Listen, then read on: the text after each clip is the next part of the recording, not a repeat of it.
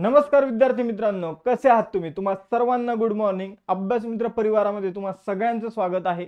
मित्रांनो, आज आपण 26 सप्टेंबरच्या चालू घडामोडींचा अभ्यास करणार आहोत. लेक्चर सुरू करण्यापूर्वी राज्यसेवेसाठी आपण एक बॅच सुरू केलेली आहे. राज्यसेवेची रेकॉर्डेड बॅच 70 दिवसांसाठीची ही बॅच तुम्ही जॉईन करू शकता. मित्रांनो, या बॅचची फी 999 पहिले 100 विद्यार्थ्यांसाठी. त्याचबरोबर एक लाईव्ह बॅच सुरू होणार आहे. ठीक आहे, लाईव्ह बॅच सुरू होणार आहे ती 1 ऑक्टोबर पासून. प्रत्येक लेक्चर लाईव्ह होईल आणि त्यानंतर ती तुम्हाला रेकॉर्डेड स्वरूपात उपलब्ध करून दिली जाईल. या बॅचची फी पण 999 आहे. दोन्ही बॅच मध्ये फरक हाच आहे की ही बॅच लाईव्ह असेल, ही टोटली रेकॉर्डेड बॅच असेल. ठीक आहे, दोन्ही बॅच मध्ये 5 टेस्ट सिरीज आम्ही उपलब्ध करून देणार आहे. ठीक आहे, तर अशा प्रकारे या दोन बॅच असतील. या दोन बॅचची फी पहिले 100 विद्यार्थ्यांसाठी 999 रुपये असेल. बघा मित्रांनो, यामध्ये अजून एक फरक सांगायचा झाला तर राज्यसेवेची लाईव्ह बॅच जी ती मोस्टली रिव्हिजन बॅच असणार आहे आणि त्यानंतर राज्यसेवेची जी रेकॉर्डेड बॅच आहे त्यामध्ये आम्ही डीप लेक्चर उपलब्ध करून दिलेले, म्हणजे जास्त सिलेबस त्यामध्ये बऱ्यापैकी कव्हर केलेले आहे सगळाच. ठीक आहे, आणि इथं आपलं रिव्हिजन होणार आहे. आपण जवळपास राज्यसेवेच्या पूर्व परीक्षेच्या पेपरमध्ये पेपर 1 मध्ये जे काही 100 क्वेश्चन असतात त्यापैकी 80 क्वेश्चनची लाईव्ह मध्ये अशी तयारी करून घेऊ की त्या 80 पैकी किमान तुम्हाला 50 ते 60 पर्यंत तरी तुम्ही पोहोचले पाहिजे. तर अशा प्रकारची ही रिव्हिजन बॅच असणार आहे. यानंतर आपली कंबाईन फाउंडेशन बॅच सुरू आहे, ज्यामध्ये लाईव्ह लेक्चर सुरू आहे. रेकॉर्डेड लेक्चर जे आहे ते तुम्हाला उपलब्ध करून आम्ही देतोय. त्याचबरोबर स्टेट बोर्डचे लेक्चर जे आहे ते आम्ही तुम्हाला उपलब्ध करून देतोय. डिजिटल नोट्स आम्ही तुम्हाला प्रोव्हाइड केलेले आहे.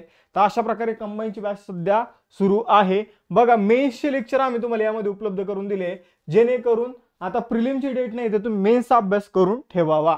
त्यानंतर रेल्वे भरतीसाठी तिरंगा बॅच बघा, RRB 50 नावाचं कुपन उपलब्ध करून दिलेलं आहे. जवळपास एक 40 ऍडमिशन यामध्ये शिल्लक आहे. 40 विद्यार्थी अजून RRB 50 नावाचं कुपन यामध्ये अप्लाय करून यूज करू शकता. सेम BMC बॅच आहे.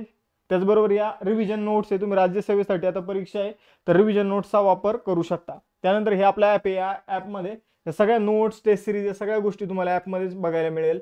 त्याचबरोबर हे आपलं टेलिग्राम चॅनल आहे, इंस्टाचं पेज आहे, यांना सुद्धा फॉलो करून ठेवत चला.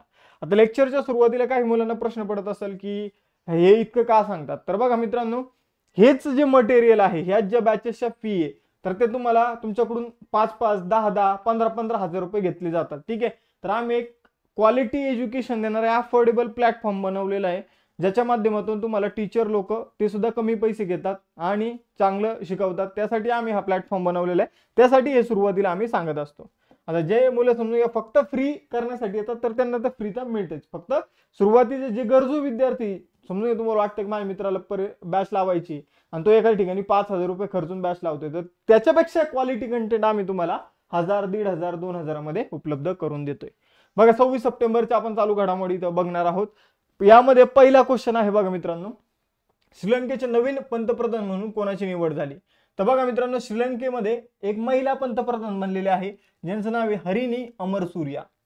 आपण जर बघितलं तर या श्रीलंकेच्या दुसऱ्या महिला पंतप्रधान आहे. ठीक आहे, सेकंड वुमन प्राईम मिनिस्टर आहे श्रीलंकेच्या. आपण जर बघितलं तर हरिणी अमरसूर्या यांच्या अलीकडे श्रीलंकेचे पंतप्रधान म्हणून नियुक्ती करण्यात आली. यांच्या अगोदर श्रीलंकेच्या महिला पंतप्रधान बनलेल्या होत्या सिरिमाओ भंडारनायके आणि या बनलेल्या होत्या 2000 साली.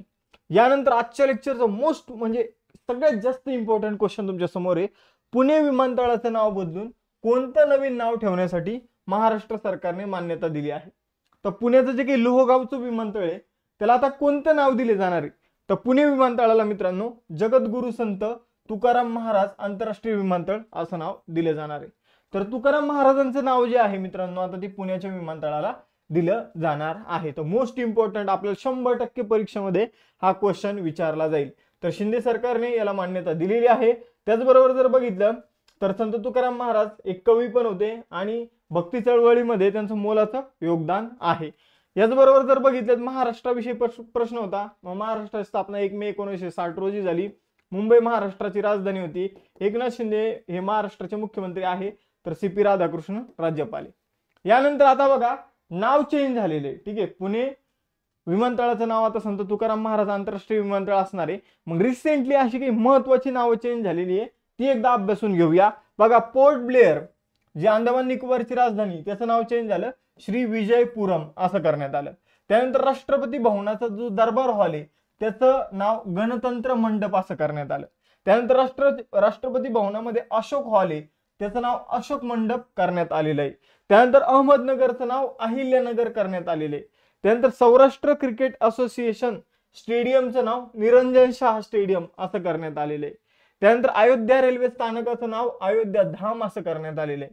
आंध्र प्रदेशची नवीन राजधानी आहे अमरावती. तेलंगणाची नवीन राजधानी हैदराबाद. ठीक आहे, तेलंगणाचं ऍक्च्युली नवीन राज्य आहे. त्यानंतर गुजरातचा जो काही सिग्नेचर ब्रिज आहे त्याचं नाव करण्यात आलेलं आहे सुदर्शन सेतू. त्यानंतर उत्तराखंडमध्ये जोशीमठ जे शहर आहे त्याचं नाव ज्योतिर्मठ असं करण्यात आलेलं आहे. उत्तराखंडमध्ये कौशल्या कुत्तौली तहसीलचे नाव केचीधाम असं करण्यात आलेलं आहे. तर ही अलीकडे काही महत्वाची नावं जी आहे ती चेंज करण्यात आली, ज्यामध्ये पोर्ट ब्लेअर मोस्ट इम्पॉर्टंट आहे, अहिल्यानगर आपल्यासाठी मोस्ट इम्पॉर्टंट आहे. त्याचबरोबर सांगायचं झालं तरी तर सुदर्शन सेतू आपल्यासाठी सगळ्यात जास्त महत्वाचा आहे. यावर क्वेश्चन येऊ शकतात. यानंतर पुढे जाऊया. मिस युनिव्हर्स इंडिया 2024 हा किताब कोणी जिंकला? तर मिस युनिव्हर्स इंडिया हा किताब जो आहे मित्रांनो तो रिया सिंगा यांनी जिंकलेला आहे. रिया सिंगा ज्या आहे त्या फक्त 19 वर्षाच्या आहे आणि त्यांनी हा किताब जिंकला. त्यांना हा जो मुकुट जो आहे, ठीक आहे, मिस युनिव्हर्सचा, मिस युनिव्हर्स इंडियाचा, तर तो कोणी घातलेला आहे? तर 2015 मध्ये उर्वशी रोतेला या मिस युनिव्हर्स इंडिया बनल्या होत्या आणि त्यांनी रिया सिंगा यांच्या डोक्यावर मुकुट जो आहे तो घातलेला आहे त्यांना. त्यानंतर ही स्पर्धा जयपूरमध्ये आयोजित करण्यात आली होती. यानंतर पुढे जाऊया. रिया सिंगा ज्या आहे तर त्या आता मिस युनिव्हर्स स्पर्धा जी असणार आहे, जागतिक जी स्पर्धा असणार मिस युनिव्हर्स, तर त्यामध्ये भारताचं प्रतिनिधित्व करणारे रिया सिंगा. ठीक आहे, तर बघा तुम्हाला एक फॅक्ट सांगतो. मिस युनिव्हर्स इंडिया ही स्पर्धा जी व्यक्ती जिंकते तर ती मिस युनिव्हर्स ही जी काही जागतिक स्पर्धा आहे त्यामध्ये भारताचं प्रतिनिधित्व करते. आणि मिस इंडिया ही स्पर्धा जी महिला जिंकते ती पुढे जाऊन मिस वर्ल्ड मध्ये भारताचं प्रतिनिधित्व करत असते. तर हा एक पॉइंट, एक्स्ट्रा पॉइंट लक्षात ठेवायचा आहे. मग अलीकडच्या जे काही मेन स्पर्धा आहे तर त्या आता आपण बघूया. त्या अगोदर एक गोष्ट लक्षात ठेवा, रिया सिंगा या अहमदाबाद गुजरात मधील आहे. त्यानंतर आपण मागच्या लेक्चरमध्ये अभ्यासलो होतो मिस इंडिया वर्ल्ड वाईड बनलेले ध्रुवी पटेल.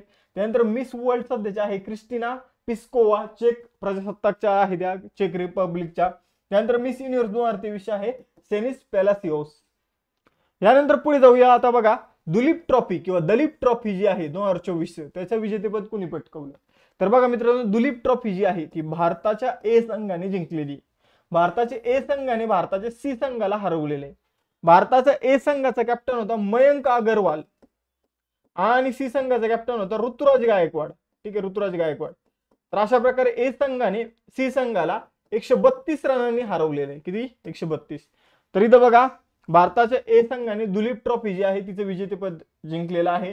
त्यांनी सी संघाला हरवलं. सी संघाचा कर्णधार होता ऋतुराज गायकवाड, ए संघाचा कर्णधार होता मयंक अग्रवाल. यामध्ये जर बघितलं तर फायनल मॅच मध्ये एकदम शाश्वत रावत याने पहिल्या डावात शतक आणि दुसऱ्या डावात अर्धशतक झळकवलं म्हणून त्याला सामनावीराचा किताब जो आहे तो मिळालेला आहे. दुलीप ट्रॉफी ही स्पर्धा खूप जुनी आहे. 1961-62 पासून बीसीसीआय मार्फत आयोजित केली जाते. एक प्रथम श्रेणी फर्स्ट क्लास क्रिकेटचा एक प्रकार आहे. ठीक आहे, आणि सध्याचा विजेता भारत ए आहे.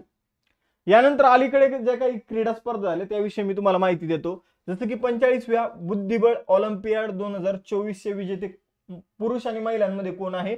तर भारत आहे. कालच्याच लेक्चरमध्ये आपण हे बघितलं होतं. त्यानंतर पॅरिस पॅरालिम्पिक 2024च्या पदक तालिकेमध्ये भारताचं स्थान काय आहे? तर भारताचं स्थान आहे 18वं आणि भारताने 29 मेडल जिंकले. मग 29 मध्ये किती गोल्ड, किती सिल्वर आणि किती ब्रॉन्झ हे कमेंट बॉक्स मध्ये सांगा. 2024 मध्ये 5व्यांदा पुरुष आशियाई हॉकी चॅम्पियनशिप ट्रॉफीचं विजेतेपद कोणी जिंकलं? तर भारताने जिंकलं. ही चॅम्पियनशिप कुठे आयोजित करण्यात आली होती? चीनमध्ये. भारताने कोणाचा पराभव केला? तर चीनचा पराभव केला. यानंतर चौथ्या दक्षिण आशियाई ज्युनियर ऍथलेटिक्स चॅम्पियनशिप 2024 मध्ये पहिले स्थान कोणी प्राप्त केलं? तर दक्षिण आशियाई ज्युनियर ऍथलेटिक्स चॅम्पियनशिप मध्ये भारताने पहिले स्थान प्राप्त केलं. मी तुम्हाला हे सुद्धा सांगितलं होतं की पाकिस्तानला आणि भूटानला एकही पदक मिळालं नव्हतं. पॅरिस ऑलिम्पिक मध्ये भारताचं स्थान काय होतं? तर पॅरिस ऑलिम्पिक मध्ये भारताचं स्थान 71 होतं. भारताने 6 पदकं जिंकले, ज्यामध्ये 1 सिल्वर मेडल होतं आणि 5 कांस्य पदकं होते. त्यानंतर मित्रांनो इथे जर बघितलं तर 133वा ड्युरंट कप 2024 कोणी जिंकला? तर नॉर्थ ईस्ट युनायटेड फुटबॉल क्लबने जिंकला. आयसीसी पुरुष T20 विश्वचषक कोणी जिंकला? तर भारताने जिंकला. भारताचा कॅप्टन कोण होता? रोहित शर्मा. IPL कोणी जिंकलं 2024 मध्ये? तर कोलकाता नाईट रायडर्सने जिंकलं. त्यानंतर 2024 मध्ये थॉमस आणि उबर कप कोणी जिंकला? तर तो चीनने जिंकला. थॉमस कप हा पुरुषांचा बॅडमिंटन स्पर्धा आहे. उबर कप ही महिलांची बॅडमिंटन स्पर्धा आहे. दोन्ही चीनने जिंकलेली आहे. महिला प्रीमियर लीग WPL 2024 ची विजेती कोण होती? Royal challenger Bangalore.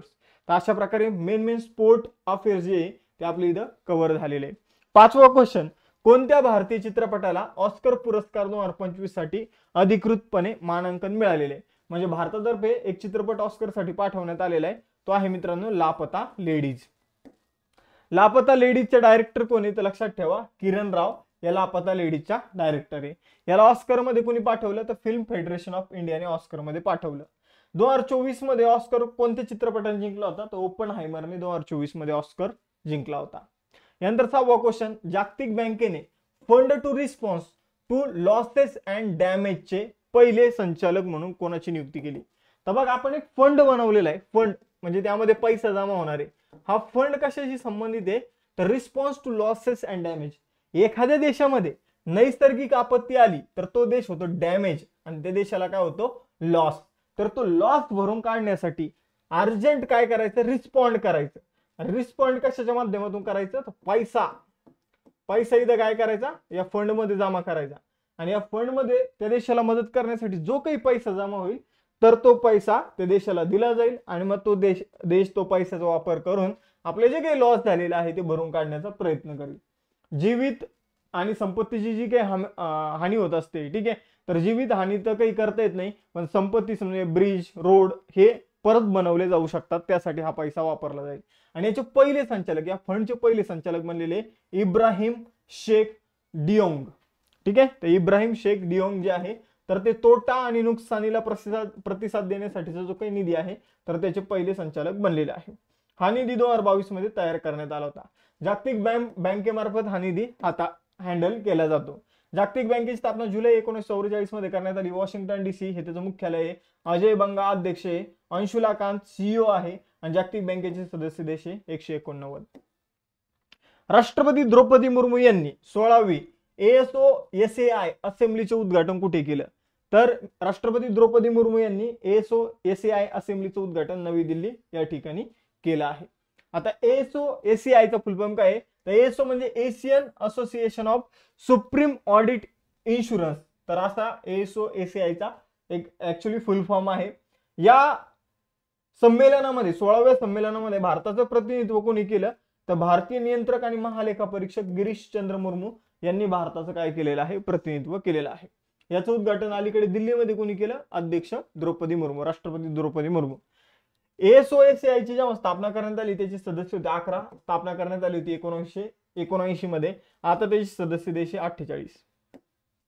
यानंतर 8वा क्वेश्चन, सरदार वल्लभभाई पटेल राष्ट्रीय पोलीस अकादमीचे प्रमुख कोण बनलेले आहे? जिथं IPS होणारे जे कोणी IPS होतं त्यांना जिथं ट्रेनिंग दिली जाते ती अकादमी सरदार वल्लभभाई पटेल राष्ट्रीय पोलीस अकादमी.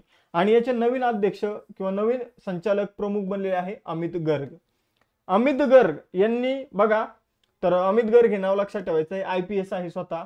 आता बघा सरदार वल्लभभाई पटेल राष्ट्रीय पोलीस अकादमी बाबत मी तुम्हाला सांगतो. ही पहिली तर लोकेशन लक्षात ठेवा हैदराबाद मध्ये आहे. स्थापना 15 सप्टेंबर 1948 मध्ये करण्यात आलेली आहे आणि गृह मंत्रालयाअंतर्गत ही सरदार वल्लभभाई पटेल राष्ट्रीय पोलीस अकादमी येते.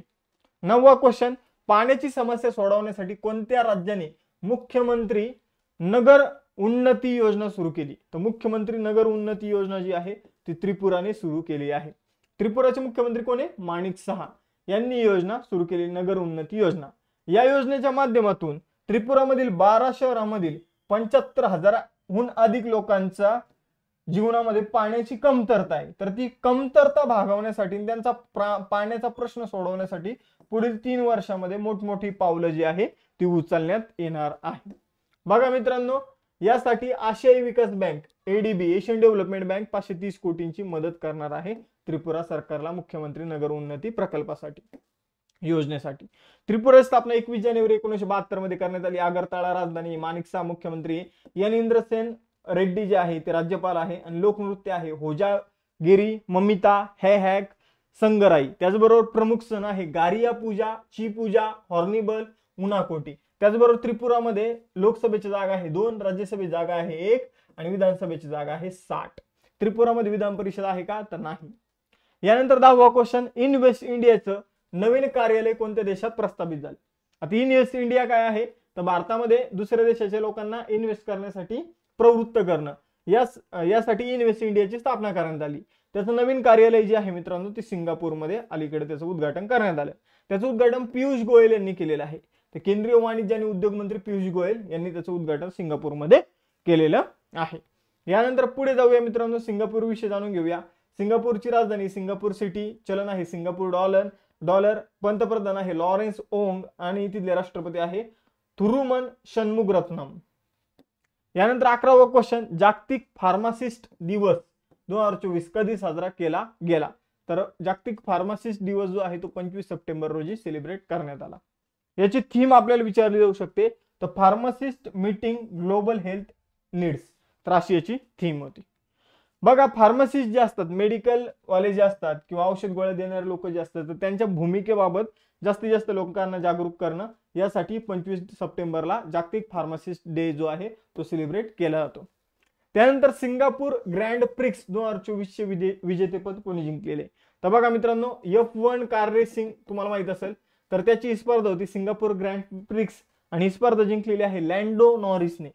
दुसऱ्या क्रमांकावर राहिलेला आहे मॅक्स वत्सपन आणि तिसऱ्या क्रमांकावर राहिलेला आहे ऑस्कर पियास्त्री. तर third, second and first Lando Norris जो आहे तो पहिल्या क्रमांकावर राहिला होता या रेसमध्ये. यानंतर पुढे जाऊया, 13वा क्वेश्चन, 2024च्या 32व्या एकलव्य पुरस्कारासाठी कोणाची निवड करण्यात आली? तर 32वा एकलव्य पुरस्कार मिळालेला आहे प्रतिशा रे यांना. बघा मित्रांनो, प्रतिशा रे यांना एकलव्य पुरस्कार मिळालेला आहे. त्या एक स्विमर, जलतरण म्हणजे स्विमिंग करत असतात, ठीक आहे. यांनी मागच्या 2 वर्षामध्ये खूप चांगली कामगिरी केली म्हणून त्यांना एकलव्य पुरस्कार मिळालेला आहे. 7 लाख रुपये बक्षीस दिलं जातं एकलव्य पुरस्कारामार्फत. एकलव्य पुरस्कार का दिला जातो, कुणाला दिला जातो? हा ओडिशा सरकारमार्फत दिला जाणारा एक पुरस्कार आहे. ओडिशामधील जे खेळाडू मागच्या 2 वर्षामध्ये बेस्ट कामगिरी करतात त्यांना हा पुरस्कार जो आहे 1993 पासून दिला जातो, एकलव्य पुरस्कार. यावर्षी प्रतिशा रे यांना मिळाला. त्यानंतर 14वा क्वेश्चन, ओलेग कोनोनेस्को आणि निकोलाई चुब यांनी आंतरराष्ट्रीय अंतराळ स्थानकात म्हणजे इंटरनॅशनल स्पेस स्टेशन मध्ये सर्वाधिक काळ राहण्याचा विक्रम केलेला आहे, ते कोणत्या देशाचे? तर बघा, एवढी किचकट नाव आहे ओलेग आणि निकोलाई, तर हे मित्रांनो आहे रशियाचे. कुठले आहे? रशियाचे. यांनी तब्बल अंतराळामध्ये राहण्याचा 374 दिवसांचा विक्रम जो आहे तो मोडलेला आहे. फक्त सुरुवातीच नाव लक्षात ठेवलं तरी चालेल, ठीक आहे. ते बाकीच्या आडनावांतील किचकट आहे. ओलेग आणि निकोलाई यांनी विक्रम केलेला आहे. 374 दिवसांपेक्षा जास्त काळ त्यांनी अंतराळामध्ये घालवलेला आहे. यापूर्वी हा विक्रम 3 अंतराळांच्या नावावर होता.